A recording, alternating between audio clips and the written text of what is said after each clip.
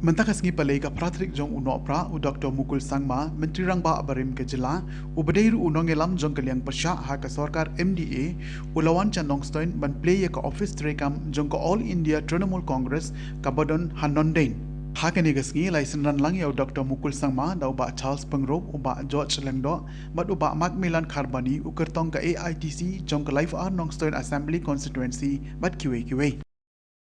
Hello, madam. Welcome to Nongstoin. And Mahila here from Nongstoin Block General Congress, and all the friends from the media, and everyone here. We welcome, as I said on that day, that Dr. Mukul Sir will be inaugurating our office, because we intend that this office should serve people of Nongstoin constituency.